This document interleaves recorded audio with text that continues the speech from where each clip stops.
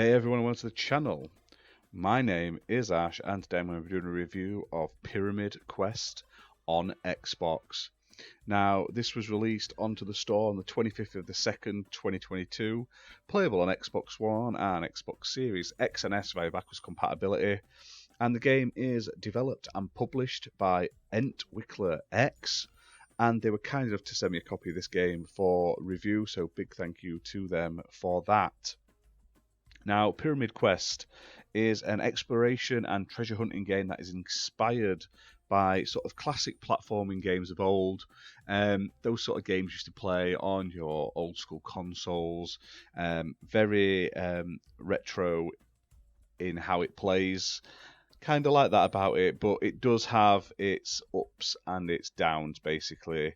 So the goal of the game is to find the three parts of an artifact in each level, which will open a gate, and then you go through the gate to progress to the next level, onwards and onwards. Now, in each level, there are diamonds and coins to collect to obviously increase your score. To get more than 1 star, you can go up to 3. And the levels are full of different traps, obstacles, and enemies. Full of stuff like mummies, spike traps, scorpions, bats, swinging axes, all that sort of stuff you'd expect to find in sort of like an arcade, retro, pyramid-inspired game, basically. So it's obviously in a 2.5D style, and there's plenty of levels with increasing difficulty as you go along. Now, the game itself is pretty fun. It does feature multiple difficulty options, as well as checkpointing as you go through each of the levels. As you can see on the screen, when you go over these little green like gems on the floor, that means it is checkpointed. And if you die, you will go back there. Now, there are different difficulty levels. However, I was playing this originally on the normal difficulty. However, I found you only have 4 lives, and when you die, that's the end.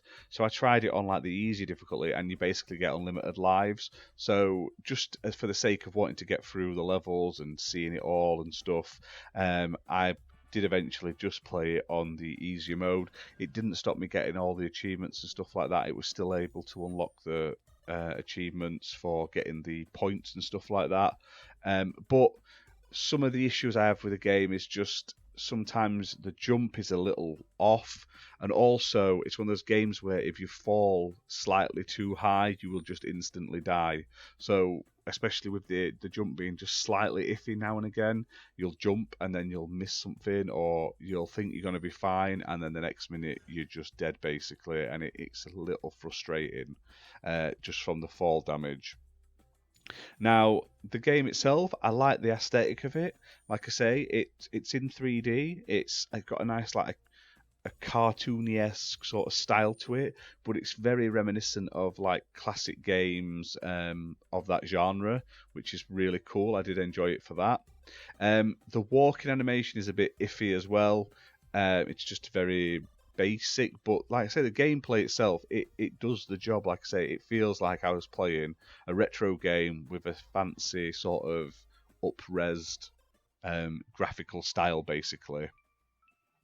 Now, like I say, there's different things to collect on the level. To get more points, to get the more stars, there's an absolute ton of different levels to play. You'll be playing for quite some time as well. But obviously the replayability is going in and getting the 3 stars on each level. Achievement-wise, a lot of them are sort of cumulative as well. Sort of get so many points, etc., etc. And I had a right good time with it. Like I say, it wasn't that it didn't blow my mind, but for a game that is designed to feel like a retro game, it's exactly what I felt. Like I say, it played and felt very retro. And some people may not like that. Like I say, it may be detrimental to some of your sort of styles. You may want a more faster paced action game, but this had like that sort of slow plod along like you got in the original Prince of Persia game, where it wasn't like you weren't time jumping and flipping, but you were having to sort of time your jumps over the spikes, etc. Make sure you hit the right thing, go up the elevators at the right time, flicking the levers to open up secret areas, and that sort of stuff. But the game itself is only priced at £8.39. And like I say, if you're into retro style games, this one is definitely worth a look. And also, if you just wanted to play games for achievements, this one isn't too bad for that either. But that's that for this video, guys. Like I say, really enjoyed my time playing this. A few slight niggles that I feel made the game not as fun as I was hoping for, with the sort of the constant unknown if you were going to die from falling, when sometimes did, sometimes didn't, and some of the janky-ish walking animation. But other than that, like I say, a solid sort of retro-styled treasure hunting game. That's it for this video. If you've enjoyed this video, please hit like, please hit subscribe. It means the world to us to help us grow the channel. And we'll be back soon for more gaming content. Bye for now.